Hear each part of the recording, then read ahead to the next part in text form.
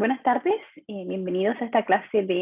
bienvenidos y bienvenidas a esta clase de Derecho Indígena que estamos realizando por vías telemáticas y vamos a empezar a conversar directamente algunos temas de Derecho Indígena, entendiendo que ustedes ya son alumnas y alumnos de quinto año de la mención regulatoria y que conocen algunos de los términos que nosotros vamos a conversar durante esta cátedra. En general, el objetivo de esta cátedra es conocer, comprender primero cuáles son los pueblos originarios que se encuentran en nuestro territorio, más o menos las zonas geográficas en las que se encuentran, pero principalmente discutir temas principales como multiculturalidad, interculturalidad, en la creación y la realización de lo que entendemos como la identidad chilena y la identidad nacional de Chile, y también se va a centrar mucho la discusión que vamos a dar durante el semestre con un tema que tiene alta vigencia en nuestro país y donde el tema de los derechos indígenas y los derechos de los pueblos originarios, así como los derechos de la diversidad, etcétera, van a ser fuertemente discutidos, que están siendo fuertemente discutidos, que es la Convención Constitucional para una nueva constitución para Chile. En esta línea nosotros tenemos que empezar a discutir lo que entendemos por lo que es el derecho indígena en Chile, o los derechos indígenas. Y cuando nosotros hablamos de derecho indígena en Chile, lo que primero podemos ver es que nos encontramos ante un marco normativo que se encuentra en este momento de una forma muy dispersa y diversa, en cuanto, en principio, un primer reconocimiento debiera ser el reconocimiento constitucional de los pueblos indígenas, y bajo la constitución en la que nosotros nos encontramos ahora, que es la constitución de 1980, no tenemos un reconocimiento explícito de la diversidad de identidad y la diversidad cultural de nuestro territorio nacional, en cuanto no existe ninguna mención ni reconocimiento de los pueblos indígenas. Cuando nosotros hablamos de reconocimiento de pueblos indígenas en Chile, los reconocimientos los encontramos a nivel de la ley, específicamente la ley 19.253, que es la ley indígena, que se origina en el año 1993 y se deriva del Acuerdo de Nueva Imperial. El Acuerdo de Nueva Imperial fue un acuerdo que se generó entre representantes de los diferentes pueblos originarios de Chile, quienes se reunieron finalmente con Elwin, para definir lo que sería lo que se trató de llamar como el nuevo trato entre pueblos indígenas de Chile y el gobierno, los representantes y gobernantes de Chile.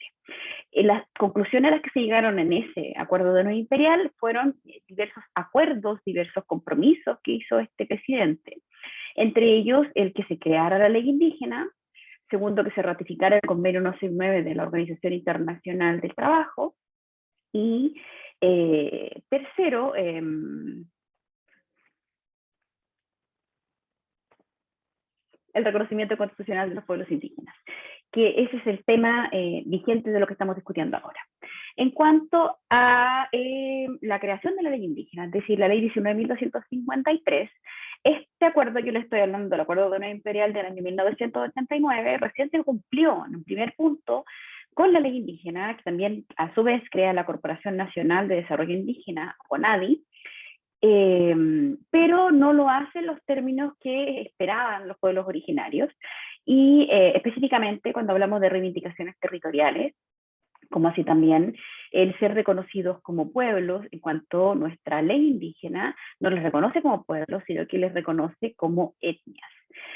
El término etnia o lo étnico es un término bastante mal utilizado y que se discute desde los pueblos originarios, particularmente porque cuando hablamos de la etnia o lo étnico, estamos hablando de aquello que me es ajeno, aquello que me es extraño.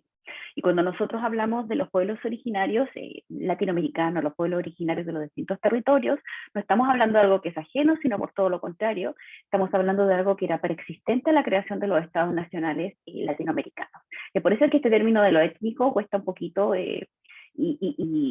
demuestra algo bastante inapropiado de nuestra ley indígena, sobre todo cuando la ley indígena es la única que reconoce a los pueblos originarios de Chile. En un principio, la ley indígena reconoce a 9 pueblos indígenas y incorpora a un 10º pueblo, que es el pueblo chango, en una modificación legislativa del año 2018-2019, lo vamos a ver detalle en su momento. Y nos mencionan otros 9 pueblos, entre ellos encontramos al pueblo Aymara, el pueblo Quechua, el pueblo Licanantay o Atacameño, el pueblo Mapuche, el pueblo Rapa Nui o Pascuense, y encontramos al pueblo Ona, etcétera. Y fuera de estos pueblos reconocidos, encontramos el pueblo Selknam, de que probablemente algunos de ustedes han escuchado. El pueblo Selknam, si bien existen hoy en día reivindicaciones por parte de grupos de personas que dicen ser parte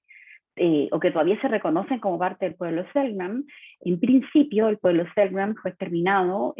con la misma autorización del gobierno de Chile por un verdadero genocidio del pueblo Selknam, y de ahí donde se genera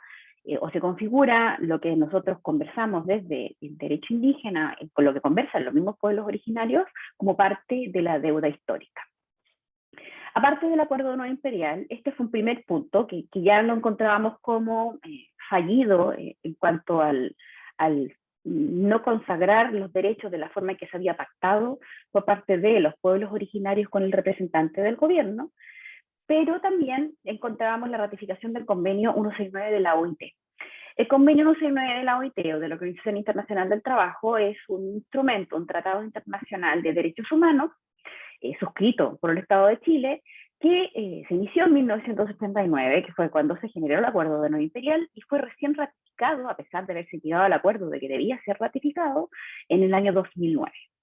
En el año 2009 fue ratificado el convenio 169 en Chile, pero sin discusiones, hubo mayores discusiones, sobre todo en cuanto a la constitucionalidad de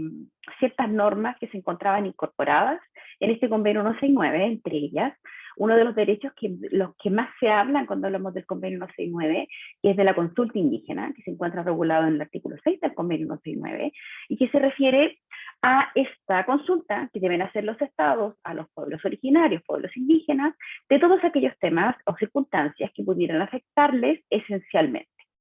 Eso es un concepto general de lo que sería la consulta indígena. Lo que eventualmente vamos a tener que distinguir, y lo vamos a conversar para quienes no tomaron el lectivo de convenio 169 de la OIT, con lo que nosotros entendemos como consulta indígena, es decir, cuando yo debo consultar a los pueblos indígenas de aquellos casos donde yo debo obtener el consentimiento de los pueblos indígenas. Y les adelanto que cuando yo debo obtener uno de los ejemplos que establece el convenio 169, en donde no solo basta consultar a los pueblos indígenas, sino también obtener el consentimiento de los pueblos indígenas, es en el caso que se requiera mover de su territorio tradicional a los pueblos hacia otro territorio distinto de donde naturalmente habitaban. En esos casos no basta solo a realizar una consulta indígena, sino que se requiere contar con el consentimiento del pueblo indígena. Esta discusión sobre la consulta indígena, sobre el convenio 169, además nos une a otro instrumento internacional de lo que estamos conversando aquí, de este marco normativo disperso, que es la Declaración Universal de Derechos de los Pueblos Indígenas, la que como declaración universal entendemos, para quienes estudiamos derecho internacional, es un instrumento internacional de soft law, es decir, una declaración de intenciones por parte de los estados, pero que no es vinculante como sería el convenio 169 de la OIT. Ahora, es importante este detalle que yo les menciono en la realidad del proceso constituyente nacional, porque dentro de las primeras etapas de la discusión se estableció como principio rector de todos los debates que se iban a dar dentro de este proceso constituyente, el que se incluyera a esta Declaración Universal, o que se rigiera o por los parámetros establecidos por la Declaración Universal de Derechos de los Pueblos Indígenas. A pesar de no ser un instrumento vinculante, pero por la importancia de las declaraciones que allí contiene. Nosotros además podemos tratar de otorgarle un carácter vinculante a la Declaración Universal de Derechos de los Pueblos Indígenas si lo trabajamos en conjunto con el convenio 169 de la OIT, que sí es un instrumento vinculante de derecho internacional de derechos humanos. Por otro lado, y ahí vamos viendo el segundo, tercer nivel que debía ser reconocido de este acuerdo de no imperial, que era el reconocimiento constitucional de los pueblos indígenas. En Chile, en cuanto a reconocimiento constitucional de los pueblos indígenas, nosotros encontramos varias mociones, por lo menos unas 5, que fueron presentadas para incorporar dentro de la Constitución de 1980 el concepto o incorporar la existencia de los pueblos indígenas, pueblos originarios en Chile. todos estos mociones fracasaron en cuanto en general se discutía en el Parlamento, y es algo que se ha replicado en la discusión también en algún grado, pero por supuesto en menor representación dentro de la Convención Constitucional por quienes la componen, el elemento de la posibilidad de que si yo reconozco, porque es otro punto, yo les mencionaba que la ley indígena reconoce a los indígenas o a los pueblos originarios no como pueblos, sino como etnias, porque probablemente ustedes saben lo que implica el reconocerlos como pueblos, es decir, cuando hablamos del principio de la autodeterminación de los pueblos. Y cuando hablamos de este principio de la autodeterminación de los pueblos, también podemos hablar de ciertos grados de autonomía. Entonces, este miedo a la autonomía nosotros la encontramos presente en todas las discusiones de la posible incorporación del reconocimiento constitucional de los pueblos indígenas dentro del marco normativo que establecía nuestra constitución, que establece nuestra constitución actual. Para algunas partes de la doctrina se consideraba que no era necesario hacer un reconocimiento explícito, no es mi posición, pero se la expreso para que la conozcan, no era necesario hacer un reconocimiento explícito de los pueblos originarios en la Constitución, o de los pueblos indígenas en la Constitución de 1980, sino que bastaba, o entendíamos que esto ocurría en virtud del artículo 5, inciso segundo de la Constitución actual, en cuanto a hacer vigentes los tratados internacionales de derechos humanos que estén ratificados por Chile. Encontraban que en ello bastaba como para cumplir con este requisito y que no era necesario el reconocimiento constitucional. Y como les decía, existe esta discusión siempre, cada vez que se debate sobre el reconocimiento constitucional, la posibilidad de que tengan mayores grados de autonomía, reivindicaciones territoriales de los pueblos indígenas, que por supuesto también son cosas que de parte de los pueblos indígenas se reclaman. También debido a esta deuda histórica que yo les mencionaba muy brevemente dentro de la discusión. Aparte de ello, nosotros encontramos, bueno, ahí ustedes pueden ver dentro de este acuerdo de Nueva Imperial entonces, para reiterarlo, para que no se les vayan las ideas,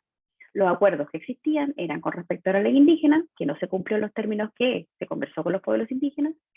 Después, lo que era la ratificación del convenio 169, que no se cumplió hasta el año 2009 y con bastantes discusiones y mayores discusiones que vamos a ver en su momento en cómo nosotros entendemos se ejecuta la consulta indígena, porque si alguno de ustedes ha mirado el convenio 169, o si por ejemplo ahora que estamos en clase podrían hacerlo,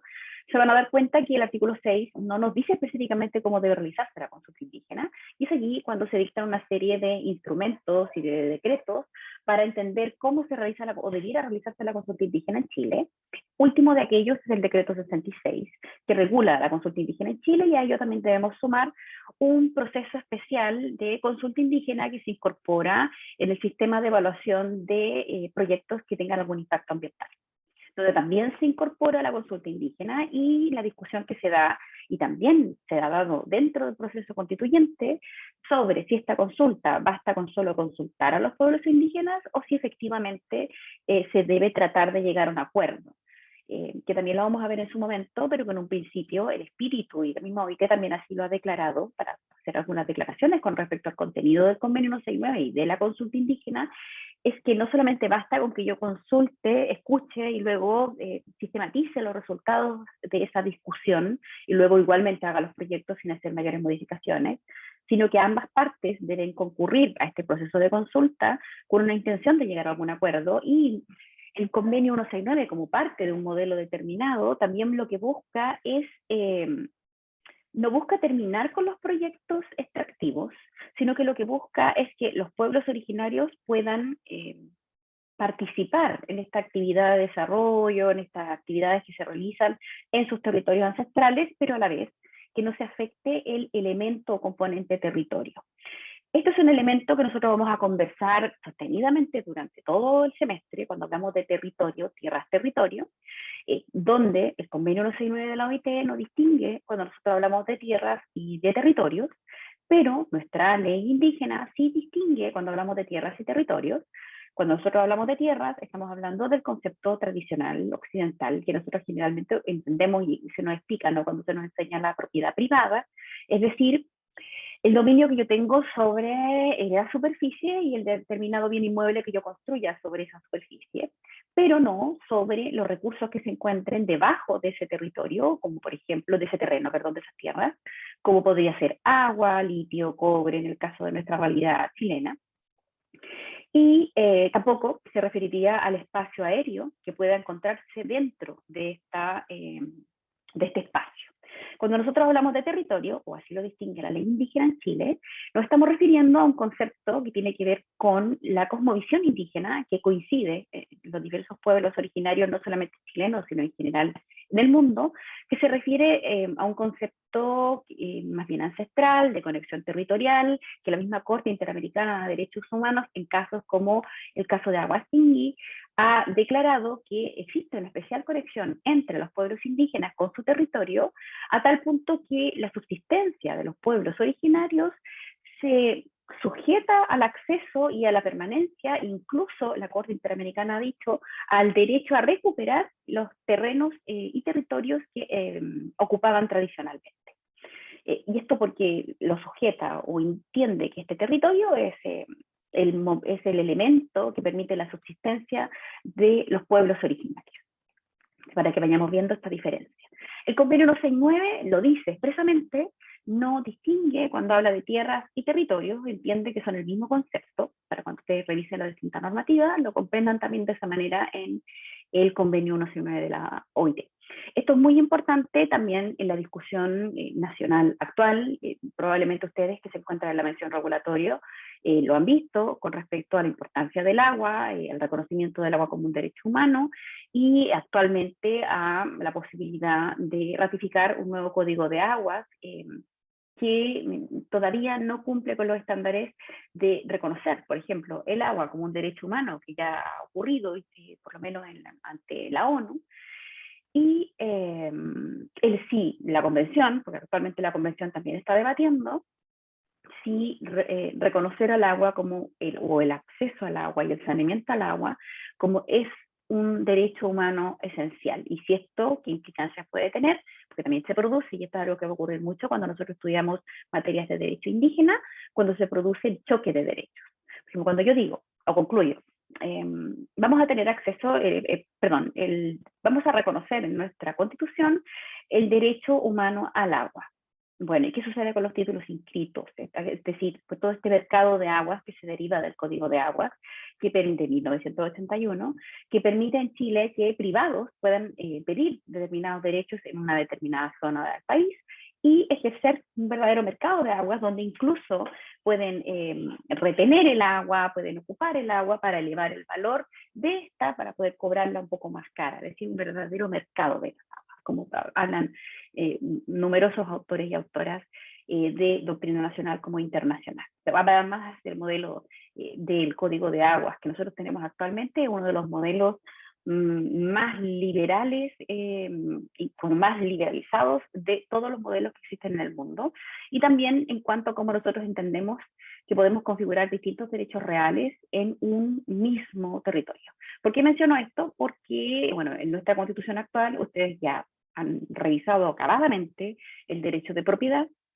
tanto como se regula en el artículo 19, número 23, como se regula en el artículo 19, número 24, como directamente derechos de propiedad y reconoce distintos tipos de propiedades. Y aquí entramos a otro tema importante en derecho indígena, que también vamos a revisar durante este semestre, que es el reconocimiento de la propiedad colectiva indígena, que tampoco se encuentra reconocido en nuestra Constitución, como tampoco se encuentra reconocido a nivel legislativo en nuestra ley. Cuando ustedes puedan revisar la ley 19.253, que es la ley indígena, se van a dar cuenta que reconoce la preexistencia de los pueblos originarios antes, bueno, los denomina etnias, antes de la colonización de un tercer estado, ¿no? Finalmente de la colonización española, de nuestros territorios nacionales y que se mantuvo a lo largo del tiempo.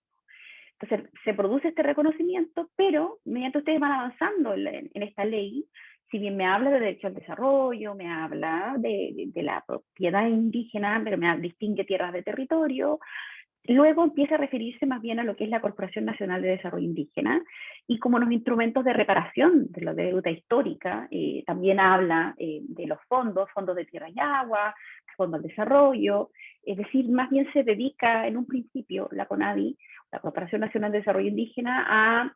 comprar tierras, comprar aguas para los pueblos indígenas de Chile. Y eso tiene también comprar o entregar ciertos fondos para poder avanzar en el desarrollo de los pueblos indígenas, lo que tiene sus pros y sus contras y lo que no cumple tampoco con, o no cumple totalmente o satisfactoriamente con el acuerdo de una imperial, que era la discusión que se había dado con Elwin en su momento. Entonces, ahí vemos nosotros como por qué se produce esta desconfianza por parte de los pueblos indígenas cuando tratan con el Estado de Chile, con representantes del Estado de Chile, que siempre se da esta discusión, ¿no?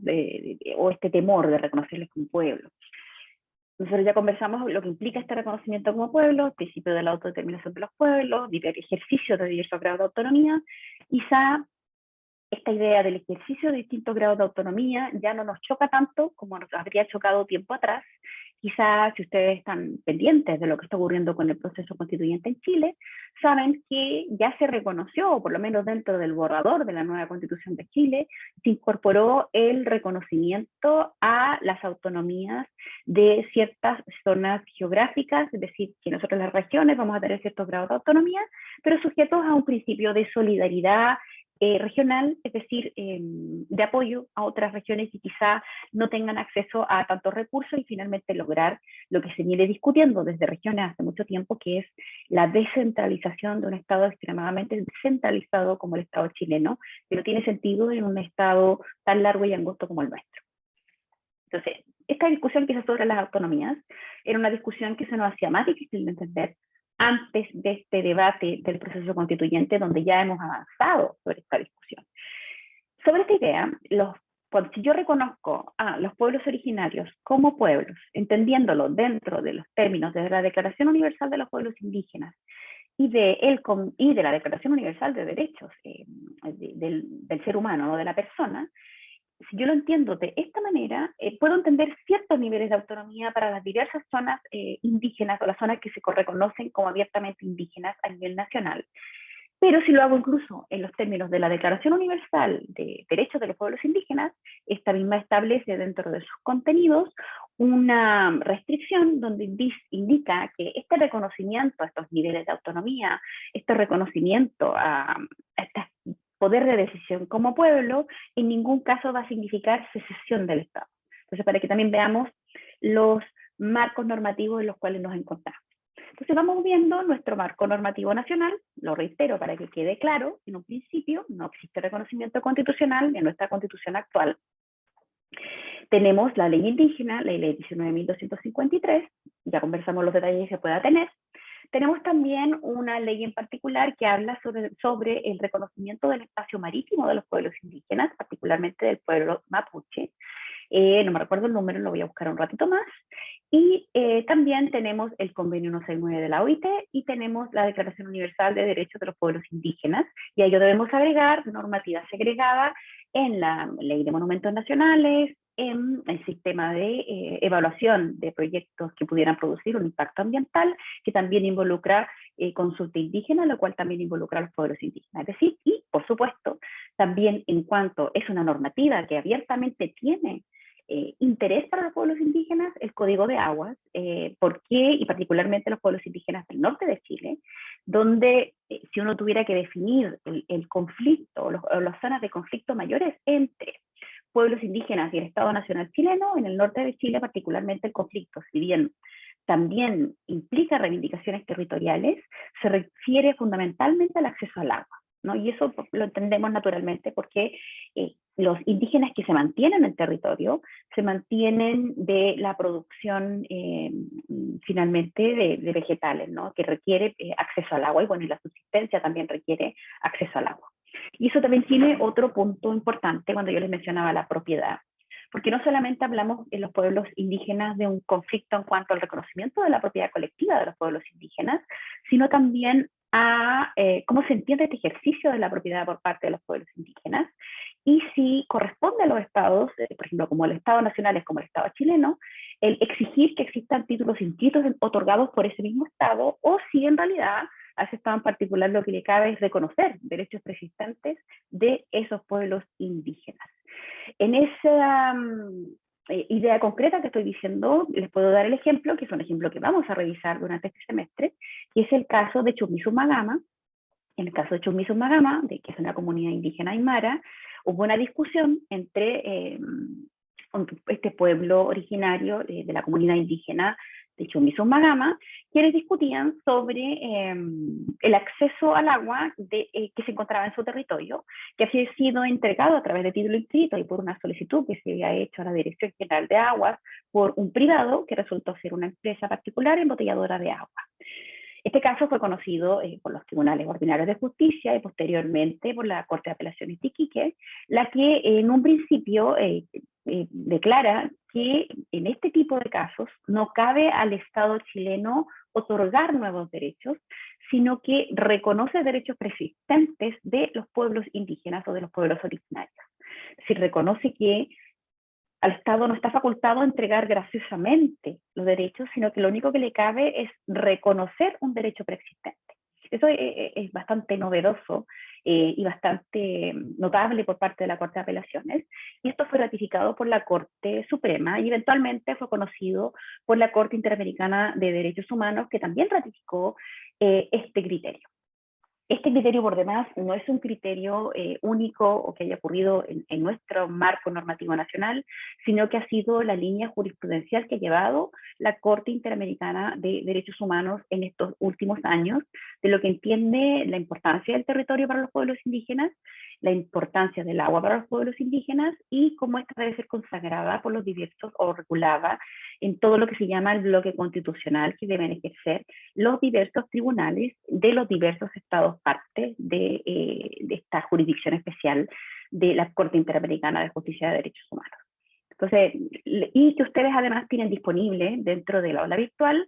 si ustedes buscan, no recuerdo específicamente en qué sesión, está dentro de las primeras 8 sesiones, les indico un listado de casos relevantes en materia de derechos indígenas ante la Corte Interamericana de Derechos Humanos,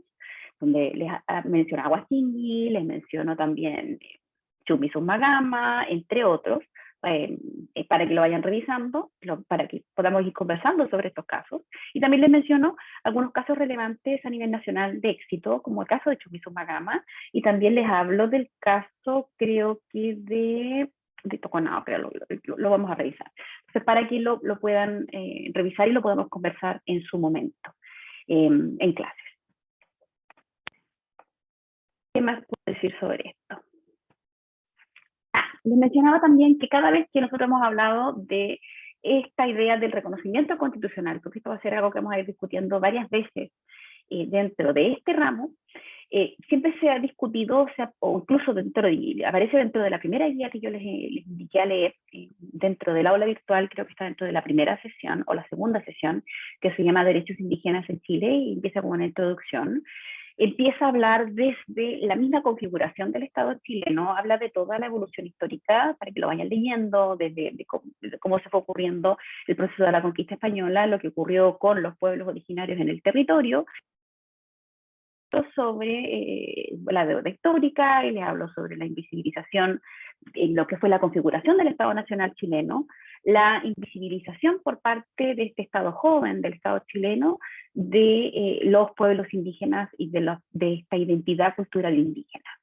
Que si nosotros seguimos avanzando en el tiempo y a través de los movimientos sociales y del reclamo de los mismos pueblos originarios, podemos ir viendo cómo se discute y se trata de incorporar esta idea de la preexistencia de los pueblos indígenas y de su mantención en el tiempo.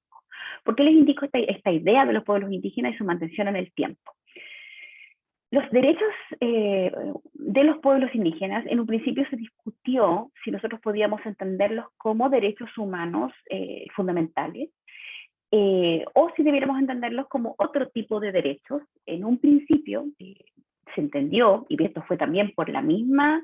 si bien lo hizo la organización internacional, también esto ocurre por la presión de los movimientos indígenas latinoamericanos que exigían el reconocimiento y el reconocimiento a nivel internacional para de esta forma lograr el reconocimiento en los estados latinoamericanos, en los diversos estados latinoamericanos. Les menciono esto porque uno puede ver, yo les voy a mostrar en una clase posterior, la realidad de los diversos estados latinoamericanos y la realidad de nuestra Constitución Nacional actual, Porque alguien podría decir, bueno, ¿por qué discutimos sobre este tema? ¿Por qué es tan importante reconocer a los pueblos originarios? ¿Por qué es tan importante incorporarlo dentro de la Constitución? ¿Será un tema tan relevante? Si nosotros vemos la realidad de los demás estados latinoamericanos, el estado chileno es uno de los pocos, si tan solo dos estados, que no reconocen en ningún nivel a los pueblos indígenas. Entonces podríamos ver que somos bastante atrasados, incluso si lo comparamos con los estados vecinos. El estado de Bolivia, el estado de Perú, el estado de Argentina, el estado de Ecuador, el estado de Colombia, el estado de Venezuela, de México, todos tienen reconocimientos amplios en diversos grados, reconocimientos como pueblos, reconocimientos lingüísticos, los derechos lingüísticos, reconocimientos de reivindicaciones territoriales, etcétera, de reconocimiento de la identidad cultural de los pueblos indígenas, diversos reconocimientos que yo les voy a mostrar en un cuadrito que realizó otra abogada que se llama Elsie Curihuinta,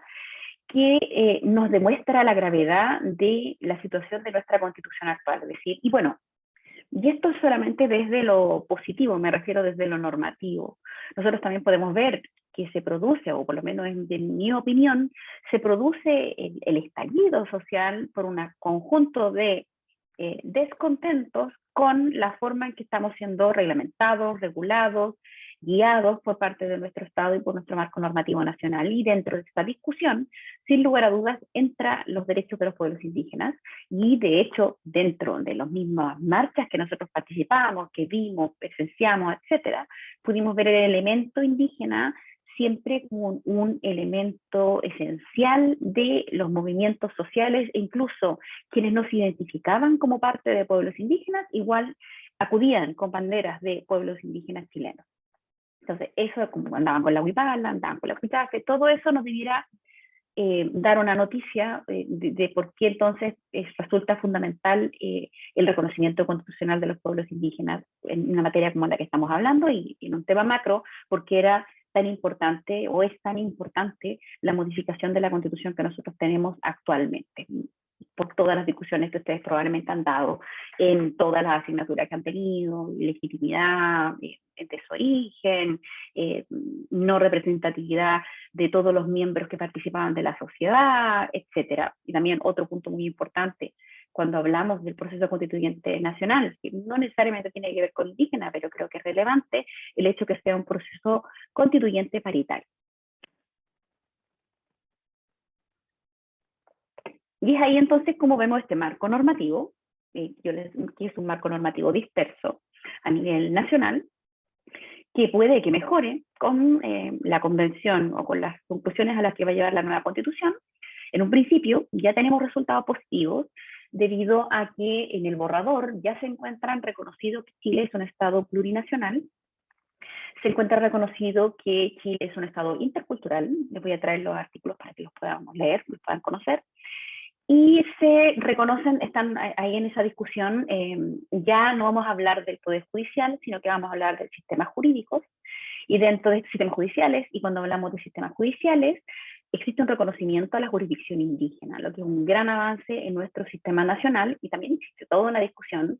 sobre quiénes debían ser sometidos a esta jurisdicción especial indígena, de cómo esto iba a ocurrir, etcétera, pero en un principio existe un reconocimiento a esta jurisdicción especial que tiene que ver con algo que no se encuentra consagrado en nuestro sistema legislativo actual, este disperso que yo les menciono, que es lo que yo llamo, lo que muchos llaman como el derecho propio, es decir, estos sistemas de justicia propios que se mantuvieron en el tiempo de los pueblos indígenas, es decir, no impuestos por el Estado nacional chileno, ni tampoco por el Estado invasor español, sino que se mantuvieron a través del tiempo como un elemento de la identidad de los pueblos indígenas. A eso me refiero cuando hablo de derecho propio. Ejemplos de derecho propio podemos encontrar varios. En el norte de Chile, particularmente en el pueblo Aymara, Quechua y en el pueblo Licanantay o Atacameño, podemos encontrar manifestaciones de derecho propio en los usos que se hace y del cuidado de las fuentes de agua y el uso compartido del agua a través de turnos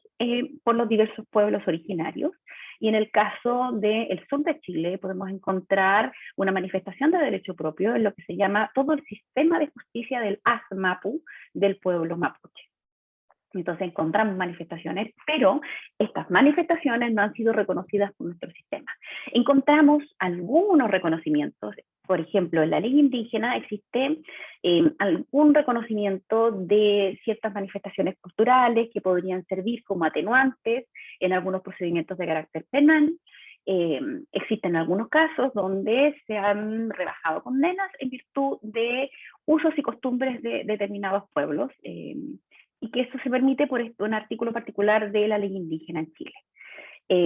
Pero como más allá de esta ley no tenemos otro reconocimiento y más allá de este artículo en particular. También con respecto al agua en el norte de Chile, también es importante mencionarlo, existe un artículo transitorio del Código de Aguas en conjunto con un artículo de la ley indígena que permiten que reconoce el que son propietarios del agua el pueblo indígena Aymara. Y por extensión, nosotros podemos aplicar una extensión que la profesora Nancy Yáñez hace en un texto también donde ella menciona que podríamos aplicarlo extensivamente esta normativa que en principio es solamente para el pueblo Aymara, para todos los pueblos del norte de Chile, que tiene que ver con que son propietarios del agua. El problema, y además el código de aguas actual, es decir, no el que se está tramitando, sino el que actualmente está vigente, contiene un artículo transitorio que permitía que uno pudiera reconocer a través de la Dirección de Aguas, solicitar el reconocimiento de los usos ancestrales que estuviéramos haciendo del agua en los diversos pueblos originarios. En esta línea, el problema, uno podría decir, bueno, con esto se soluciona el problema con respecto al acceso al agua de los pueblos indígenas en el norte de Chile. Sin embargo, también, y debido a otro problema que existe, que también se está tratando en la Convención Constitucional, que tiene que ver con la cantidad de agua que queda en el norte de Chile. En el norte de Chile, que nosotros nos encontramos en la zona, en el desierto más árido del mundo, el acceso al agua que nosotros tenemos es agua a través de napas, es decir, agua subterránea. Cuando nosotros hablamos de agua subterránea, y debido a las capacidades limitadas de la Dirección General de Agua, es decir, porque tampoco cuenta con todos los recursos para poder realizarlo o poder controlar el terreno, han hecho proyecciones sobre cuánta cantidad de agua efectivamente queda en las napas que se encuentran en nuestro territorio del norte de Chile, y ha llegado a la conclusión que en el año 2009, que si se continuaba con el uso que se le estaba dando hasta ese momento, no se podía garantizar la subsistencia o que se pudieran rellenar estas napas en un plazo, creo que de 10 o de 20 años. En virtud de ello, se produjo un cierre de la cuenca del Tamatual, que sería de la zona en la que nosotros nos encontramos en Iquique, y esto en la realidad ha significado que los pueblos indígenas no pueden ejercer esta especial facultad que establece el Código de Agua, que esta especial facultad que establece la Ley 19253. Entonces ahí les quitamos el acceso a través de una normativa en particular a los pueblos indígenas, donde no se tuvo una excepción a esta especial consideración a los pueblos indígenas, especial consideración que debe el Estado a los pueblos indígenas y que lo debe en virtud del convenio 169 de la OIT. Y de la Declaración Universal de Derechos de los Pueblos Indígenas, pero siempre en trabajo con el convenio 169, porque por sí misma es un instrumento no vinculante. Entonces, para que vayamos viendo dónde se producen estos choques, donde yo digo, también llego a la conclusión que se produce como una especie de efecto irracional del derecho. Para que ustedes lo vayan viendo en los textos que yo les puse también, para que ustedes pudieran acompañar esta clase que nosotros estamos teniendo en línea. Y es ahí donde uno encuentra entonces este marco conceptual de lo que es el derecho indígena, de esta regulación que el Estado ha decidido darle a los pueblos indígenas. Y aquí quiero mencionarle a Rodolfo Stavenhagen, que es un especialista sobre esta materia, que nos indica que resulta sumamente interesante el estudio y el derecho del derecho consuetudinario de los pueblos indígenas en América Latina. En un primer lugar, ya que este consiste parte integral de su estructura social y la estructura y la cultura de un pueblo. Y el segundo, porque junto con la lengua, el derecho constituye un elemento básico de la identidad étnica de un pueblo, nación o comunidad. Y en tercer lugar, la naturaleza del derecho consuetudinario condiciona las relaciones entre dichos pueblos y el Estado. Y aquí entramos a un concepto que hasta ahora no habíamos conversado, que es el derecho consuetudinario. Cuando yo hablaba de derecho propio, me refería también a derecho consuetudinario. El derecho consuetudinario es aquel derecho, bueno, ustedes saben lo que es la costumbre. no estamos hablando de aquellos usos y costumbres que realizan los pueblos indígenas, que lo hacen en tiempos inmemorables, antes del proceso de conquista, y que se mantienen y subsisten a lo largo del tiempo. Les menciono esto porque, y se lo mencionaba hace un rato, cuando el sistema internacional se empieza a preocupar de los derechos de los pueblos indígenas, es particularmente la Organización Internacional del Trabajo, y lo hace porque se da cuenta que quienes se encuentran en la situación más mermada, que la gran mayoría de los trabajadores y trabajadoras se encontraban en una situación mermada, pero los más afectados en situaciones precarias de trabajo eran los pueblos indígenas. Es por eso que que la Organización Internacional del Trabajo primero crea un texto que es el Convenio 107 de la OIT. Este convenio sí estaba mal orientado en cuanto se quedaba con la noción antigua que creía que los pueblos indígenas estaban destinados a desaparecer y destinados a integrarse en la noción de Estado o nación. Es decir, el concepto de pueblo indígena, pueblo originario, iba a subsumirse dentro de, por ejemplo, la identidad chilena. Y por tanto estaban destinados a desaparecer. Eso era lo que incluía este convenio 107. La presión de los mismos pueblos originarios y la insistencia y la persistencia de todavía continuar, mantener su existencia cultural, su identidad cultural de los pueblos indígenas, permitió y exigieron a la Organización Internacional del Trabajo y a este Sistema Internacional de Protección de los Derechos Humanos la generación del Convenio 169 de la OIT, que cambia en su discurso y ya no entiende, y esto también lo hace porque la doctrina se da cuenta de que en realidad este principio de la integración, el creer que los pueblos indígenas se van a hacer parte de esta parte y desaparecer, es decir, perder su identidad cultural, es una idea errada, porque en realidad lo que está ocurriendo es que nos encontramos ante sociedades pluriculturales, plurinacionales, es decir, dentro de un mismo territorio, porque esa parte que alguno de ustedes no conoce bien el concepto de la plurinacionalidad, quiere decir que dentro de un mismo territorio encontramos personas de distintas naciones, plurinacionales. Cuando nosotros hablamos de intercultural, es como pasar a una siguiente etapa evolutiva que viene después de lo plurinacional, y es decir, donde se producen conversaciones y puentes de contacto entre las distintas naciones que se encuentran en un mismo territorio. Es decir, se produce una conversación y una conexión entre estas distintas naciones que se encuentran en este territorio. Esto es importante y se los menciono porque es importante para el ramo que nosotros estamos estudiando ahora, que es Derecho Indígena, pero también es muy importante para el reconocimiento que se está haciendo en el mismo proceso constituyente, que se denomina a sí mismo, indica que el Estado-Nación chileno es un Estado plurinacional, reconoce las primeras naciones chilenas, y existe una discusión todavía sobre el reconocimiento a los pueblos tribales. Si nosotros lo derivamos de las obligaciones del Convenio 169 de la OIT reconoce no solo derechos a los pueblos indígenas, sino también a los pueblos tribales. Y en Chile nosotros tenemos en los pueblos afrodescendientes, el afrochileno, particularmente con mucha presencia en la ciudad de Arica de Chile. Entonces, también hay un debate ahí importante donde quizá podríamos estar fallando dentro del proceso constituyente. Pero que, por supuesto, todavía, como ustedes bien saben, todo proceso dentro del proceso constituyente puede volver a las distintas comisiones, puede ser mejorado y volver a ser presentado al Pleno para ser votado e incorporado en el borrador que vamos a tener de nuestra nueva Constitución. Entonces, todavía nos queda por debatir en ese tema. Estamos hablando sobre este derecho consuetudinario. Entonces, cuando nosotros hablamos de este derecho consuetudinario, nos estamos refiriendo a la costumbre. Todos ustedes tienen una definición general de lo que es la costumbre, esta repetición constante y uniforme de una conducta, y que no solamente se refiere a esta repetición constante y uniforme de una conducta, sino que se realiza creyendo que se obedece un imperativo normativo, un imperativo jurídico. Eso es la costumbre, y que nosotros la aprendemos en primer año de la carrera, y que la diferencia en derecho indígena es que no solamente nosotros entendemos que nosotros y los pueblos originarios, por supuesto, entienden, es cuando la ley se remita a ella, sino en todo caso, ¿no? Incluso cuando la ley no se remite a ella, porque recuerden que nuestra ley no hace estos reconocimientos, por lo menos hasta este momento, y además porque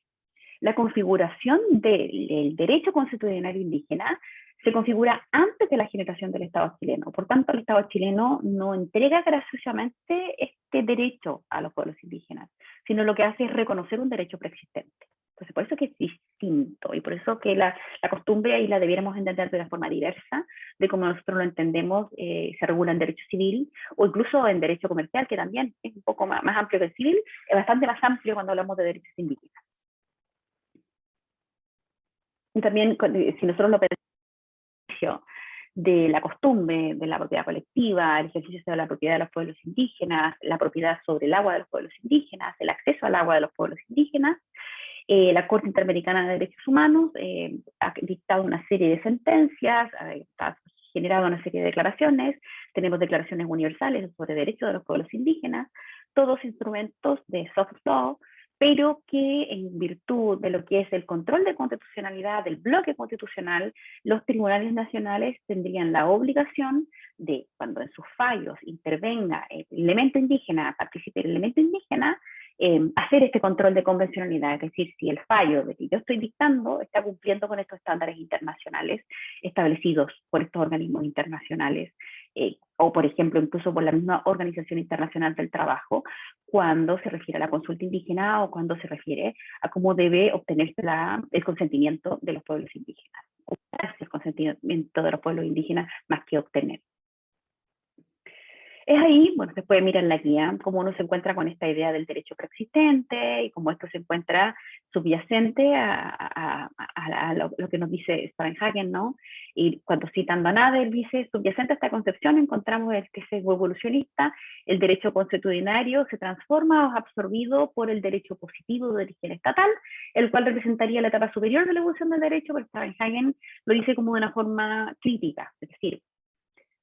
cuando nosotros hablamos de derecho consuetudinario, cuando hablamos de costumbre de los pueblos indígenas, nosotros no podemos creer que evoluciona cuando nosotros lo volvemos a derecho positivo, ni tampoco podemos creer que se transforma o queda sujeto como una fotografía cuando lo transformamos a derecho positivo, en cuanto no tiene que ver con la especial naturaleza. Aquí nosotros estamos viendo, les menciono también en la guía, en algún momento los primeros reconocimientos que uno podría encontrar de pueblos indígenas o algún reconocimiento de los derechos de los pueblos indígenas, y les menciono en la ley del 4 de diciembre de 1866, que dispuso el otorgamiento del reconocimiento del dominio sobre la tierra que existía principalmente en el pueblo mapuche, donde en vez de reconocer el derecho propio de los mismos pueblos, se decidió reconocer dominio de los territorios, pero bajo una concepción occidental de estos, y en efecto vino a disminuir el territorio reconocido por el pueblo mapuche. Se recuerda, esto es muy importante porque esto es un debate que se está dando incluso ahora, y hace poco hubo una discusión importante por la visita de la ministra Esquias a territorio mapuche sobre las reivindicaciones territoriales que hace el pueblo mapuche. Y recordar también el criterio de la Corte Interamericana de Derechos Humanos cuando habla de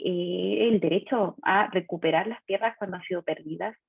por los pueblos originarios. Entonces ahí es un tema importante que se va a debatir en la Convención Constitucional, pero que también se debiera debatir ante tribunales de justicia en los diversos casos que tienen que ver con estas reivindicaciones territoriales o cómo vamos a realizar estas reivindicaciones territoriales existiendo títulos a nombre de terceros que no son parte de estos pueblos originarios. Entonces, ¿cómo hacemos para, como nos vamos a encontrar con un choque de derechos, cómo lo hacemos con esa garantía, ¿no? Y a modo, de aquí les menciono, a pesar de que se lo he mencionado a reiteradas ocasiones, la guía lo vuelve a hacer, uno puede mencionar ciertos cuerpos normativos, la ley 19.253, que es la ley indígena, la ley 20.249, que era el número que lo recordaba hace un rato, que crea el espacio costero marino de los pueblos originarios, también muy importante, cuando reconoce esta posibilidad de tener no solamente ya un dominio territorial, territorio, o el dominio sobre las aguas, sino que habla del espacio marino de los pueblos originarios. Ley 17.288 sobre monumentos nacionales, que también incorpora elementos importantes, sobre todo cuando habla de que se encuentran vestigios de pueblos originarios.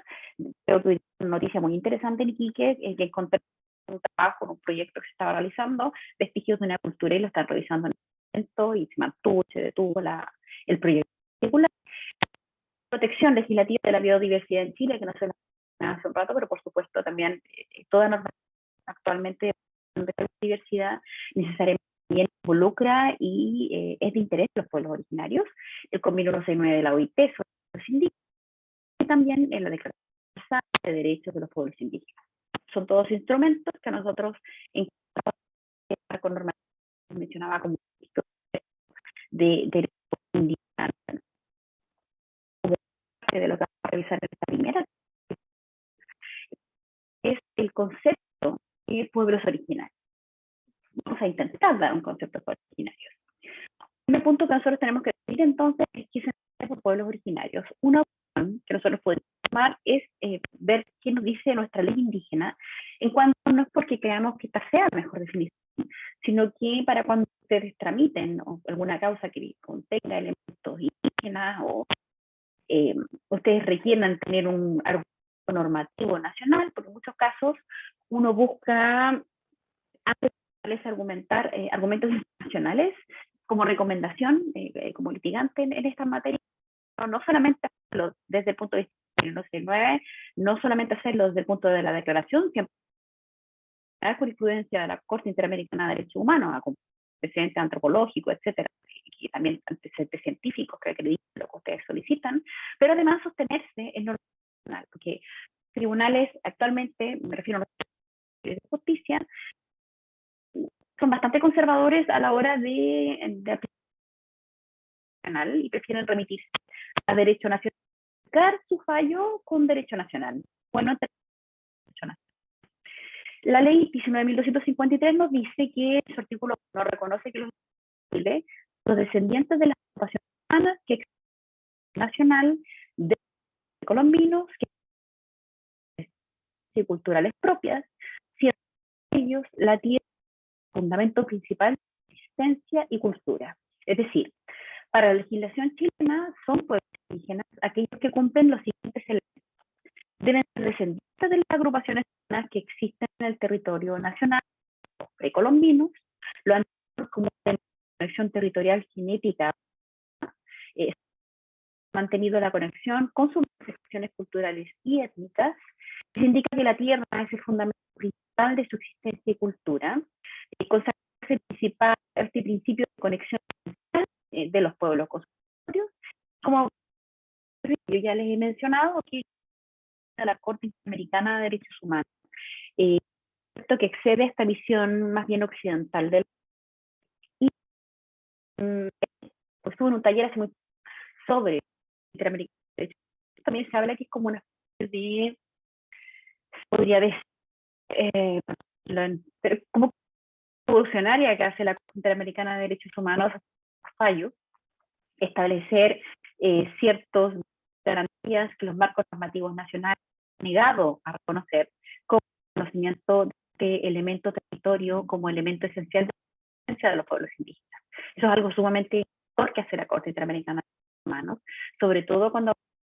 este bloque, es decir, de la posibilidad que tienen los tribunales internos de justicia de conocer estos fallos de la Corte Interamericana, ¿no?, como declaraciones universales de derechos, como informes que dictan estos instrumentos internacionales como parte del propio nacional. Cuando se debate o se revisa, se involucra un elemento. Entonces, en eso hay una especie, algo muy innovador que realiza la Corte Interamericana de Derechos. Con esta definición, digamos que aproximadamente 350 a 500 millones de personas indígenas en el mundo. En Chile, la ley 19.200 se reconoce 10 pueblos indígenas y lo hace considerándolos como etnias, discusión sobre este punto, y este es una cosa importante definir cuando lo hacemos con la mirada del derecho internacional,